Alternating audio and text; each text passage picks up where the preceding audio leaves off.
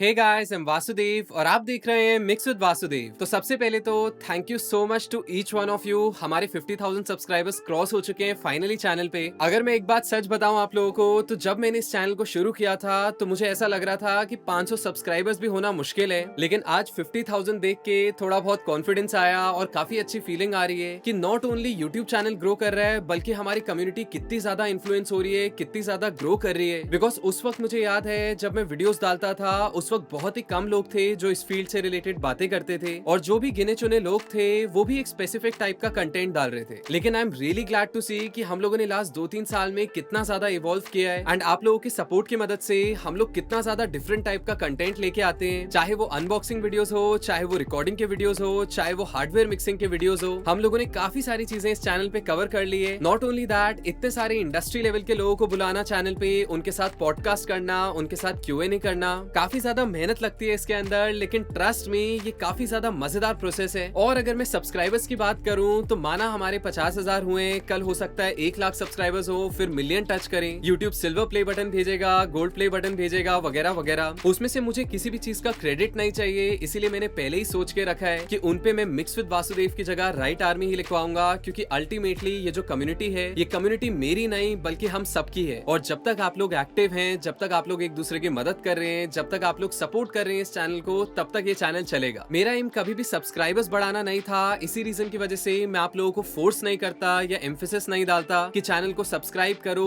ये करो। मैं बस यही कह रहा हूँ शुरू से कि अगर आप लोगों को फायदा होता है इन वीडियो से, अगर आप लोगों को कुछ सीखने को मिलता है, तो मेरे लिए नहीं लेकिन अपने फायदे के लिए आप लोग सब्सक्राइब कर सकते हैं चैनल को, ताकि आप लोगों को सबसे पहले अपडेट मिले। सो काफी बातें हो गई, let's come back to the topic. और आज के टॉपिक की बात करते हैं, विच इज कि हमें एग्जैक्टली कितना लाउड मास्टर करना चाहिए, या फिर टेक्निकल टर्म्स में अगर मैं बताऊं तो अपने गाने को कितने LUFS पे मास्टर करना चाहिए।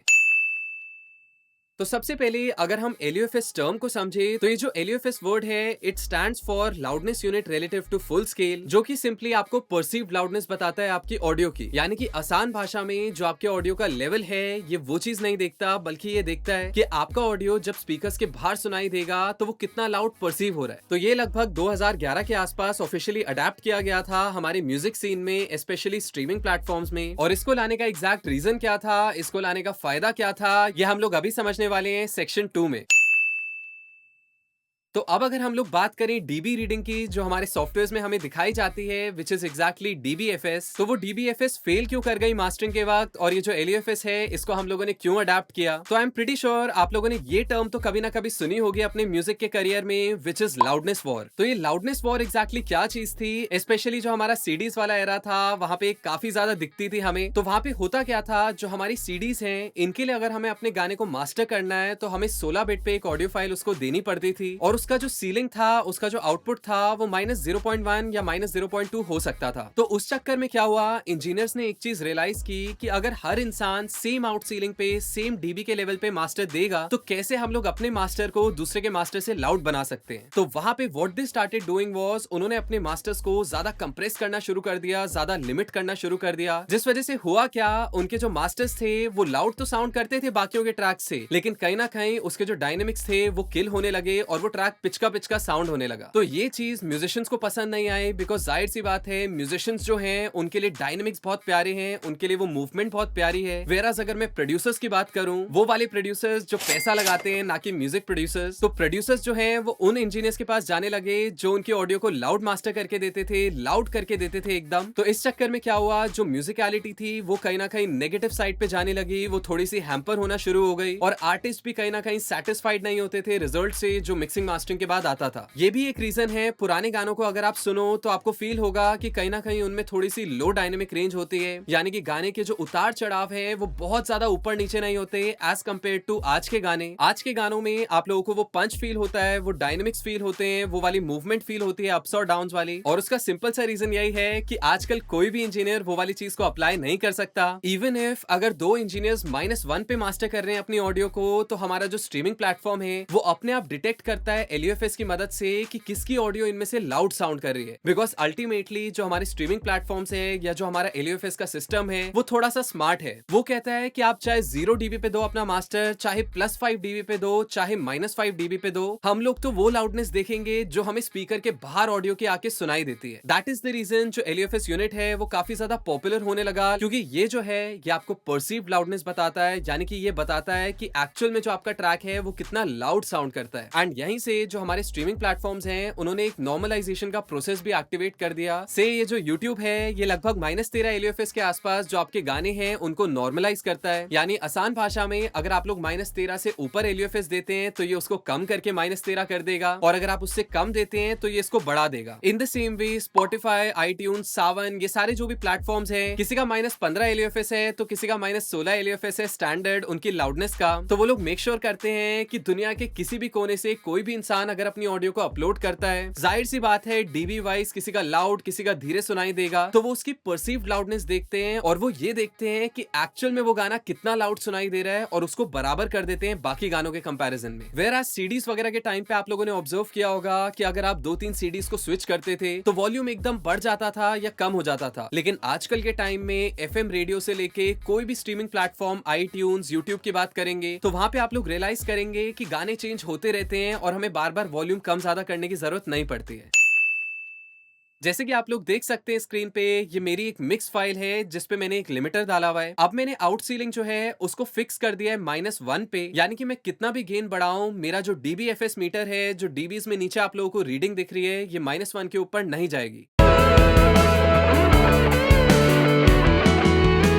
खो गया मैं ख्यालों में, अब नींद भी नहीं आंखों में, करवटें बस बदलता हूँ अब जा। राइट, तो जैसे कि आप लोग देख सकते हैं थोड़ा सा गेन डायल करने के बाद मेरी जो रीडिंग है वो -1 पे रुक चुकी है। अब मैं क्या करूंगा, अब मैं धीरे धीरे इस गेन को और बढ़ाऊंगा एंड लेट्स सी कि हमारा जो DBFS मीटर है क्या उसमें कुछ चेंज आता है या हमारा ट्रैक लाउड साउंड करता है क्या। जागता हूँ मैं रातों में, अब दूरी ना सहनी, हर लम्हा कहता है ना जाने हाल मेरा ऐसा क्यों रहता है। राइट, तो आई एम प्रीटी श्योर आप लोगों ने रियलाइज किया होगा कि हमारी ऑडियो लाउड होती जा रही है। एट द सेम टाइम जो हमारा ट्रैक है उस पे -1 की जो पीक है वो अभी भी दिखाई दे रही है। अब इसी केस में मैं एक काम करता हूँ, मैं एक मल्टीमीटर को ओपन करता हूँ जिसमें मुझे LUFS की रीडिंग दिखती है। तो डोंट वरी, इनकेस अगर आप लोग लॉजिक नहीं यूज करते, आपके पास ये प्लगइन नहीं है, तो स्पैन करके एक प्लगइन आता है Voxengo का, which is free of cost, जिससे आप मीटरिंग कर सकते हैं, जिससे आप LUFS रीडिंग देख सकते हैं अपने ट्रैक की। उसके अलावा बहुत सारे लाउडनेस मीटर्स भी आते हैं, जैसे कि वेव्स का WLM मीटर हो गया या यूलियन लाउडनेस मीटर हो गया। आप इनमें से कोई भी मीटर यूज कर सकते हैं, मोर और लेस सब एक्यूरेट रीडिंग देते हैं आपके LUFS की। तो अब हम लोग क्या करेंगे, अगेन अपने गेन को बढ़ाना शुरू करेंगे and we'll try to observe कि हमारी जो LUFS रीडिंग है वो हमें क्या दिखाती है जैसे जैसे हम गेन बढ़ाते हैं। ख्यालों में अब नींद भी नहीं आंखों में, करवटें बस बदलता हूँ अब जागता हूँ मैं रातों में, अब दूरी ना सहनी, हर लम्हा कहता है।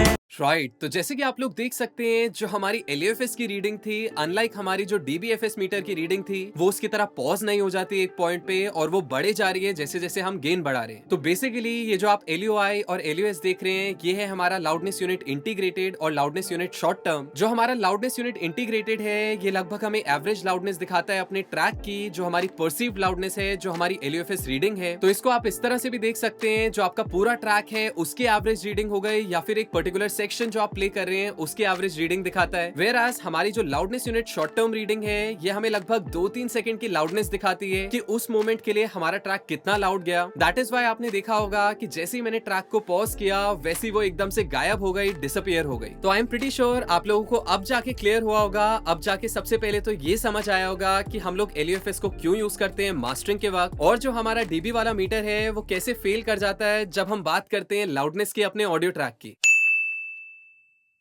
तो अब अगर हम लोग फाइनल रीडिंग की बात करें कि अपने ट्रैक्स को एक्सपोर्ट करते वक्त कितना LUFS रखना चाहिए, कितनी लाउडनेस के साथ उन्हें एक्सपोर्ट करना चाहिए, तो उसको आप सिंपली इस तरह से देख सकते हैं कि आप जितना अपने ट्रैक को लाउड करेंगे, जितना उसके LUFS रीडिंग बढ़ाते जाएंगे, उतने ही उसके डायनेमिक्स कम होते रहेंगे। एट द सेम टाइम उतना ही उसका टेक्सचर भी चेंज होगा। सो यहाँ पे कहीं ना कहीं अगर एक इंसान आपको बोलता है कि मैं अपने गाने -8 LUFS के अराउंड मास्टर करता हूँ, या कोई इंसान बोलता है कि अपने गाने को -12 के अराउंड मास्टर करना चाहिए, तो वो 100% ट्रू नहीं है। आई नो मैंने काफी सारे अपने पुराने वीडियोस में आप लोगों को बोला है कि -12 के अराउंड, -14 के अराउंड, -13 के अराउंड मास्टर करना चाहिए, और वो इस कॉन्टेक्स्ट में था कि जो भी बिगिनर्स उस वीडियो को देख रहे हैं वो कंफ्यूज ना हो इस चीज को लेके। बिकॉज आज के वीडियो में मैंने जो बातें की है ये मैंने और किसी वीडियो में पहले नहीं बताई है। आपको आपके गाने का जो लाउडनेस है वो -13 से -14 LUFS तो कम से कम रखना ही चाहिए, लेकिन उसके ऊपर आप कितना भी उसको ले जा सकते हैं, प्रोवाइडेड कि उसमें क्लिपिंग ना सुनाई दे, वो आवाज फटे ना, या कोई भी ऐसी फिक्स LUFS रीडिंग नहीं है जिसपे आपके गाने के मास्टर अच्छे साउंड करे। आपको अपने मास्टर को लगभग -13 से -14 LUFS तक तो लेके आना है। उसके बाद कीप इंक्रीजिंग द गेन, चाहे आप मैक्सिमाइजर यूज कर रहे हैं, चाहे आप लिमिटर से ये चीज कर रहे हैं, चाहे आप गेन प्लगइन डाल रहे हैं, और अपने गाने का, अपने मास्टर ट्रैक का गेन आप लोगों को तब तक बढ़ाना है जब तक आपको वो टेक्सचर अचीव नहीं होता जो आपके कानों को अच्छा लग रहा है। बिकॉज अल्टीमेटली ना आपके गाने में ज्यादा डायनेमिक्स होने चाहिए, बिकॉज अगर बहुत ज्यादा ही डायनेमिक रेंज है आपके गाने में तो हो सकता है आपका गाना सुनते वक्त जो लिसनर है उसको वॉल्यूम कम ज्यादा करनी पड़े, या बहुत ज्यादा ध्यान लगाना पड़े चीजों को समझने में, वर्ड्स को समझने में, क्योंकि कुछ वर्ड्स या तो बहुत लाउड सुनाई देंगे या तो बहुत धीरे सुनाई देंगे। वेयरएज ना ही आपके गाने के डायनेमिक्स बहुत ही कम होने चाहिए, एकदम चपटा भी नहीं होना चाहिए, वरना उस केस में इंट्रो से वर्स में या वर्स से कोरस जाने वाली जो एक्साइटमेंट है वो आपके लिसनर को फील नहीं होगी। तो एंड में हमारा एम सिंपली बस यही होना चाहिए कि हमारा जो मास्टर है वो टाइटली ग्लू करे, टाइटली पैक्ड सुनाई दे, ना उसके डायनेमिक्स बहुत ज्यादा हो, ना उसके डायनेमिक्स बहुत कम हो। लेकिन सबसे इंपॉर्टेंट चीज जो आई एम श्योर आप लोगों ने आज के वीडियो से रियलाइज की होगी कि हम लोग कभी भी अपने गाने को, मास्टर को लाउड बनाने के लिए, ट्रैक को लाउड बनाने के लिए नहीं करेंगे। और वीडियो को कंक्लूड करने से पहले अगर मैं पर्सनली अपनी बात करूं तो मोस्टली मेरी जो LUFS की रेंज होती है आजकल के टाइम में, स्पेशली कमर्शियल म्यूजिक में या हिप हॉप ट्रैक्स की अगर मैं बात करूं तो वो -7, -8 से लेके -10, -11 LUFS के बीच में होती है। यानी कि कुछ गानों के मास्टर में -10, 11 LUFS पे भी कर देता हूं। एट द सेम टाइम कुछ गाने के मास्टर्स मुझे -7 या -8 LUFS की रीडिंग पे अच्छे साउंड कर रहे होते हैं। भाई इस वीडियो में तो टाइटल से काफी कुछ ज्यादा सीखने को मिल गया। बस भाई थैंक यू। लेकिन मुझे समझ आ गया कि प्यार और लिमिटर में एक चीज तो सेम है क्या? कि दोनों में जितना गहरा पढ़ोगे उतना ही ज्यादा कटेगा।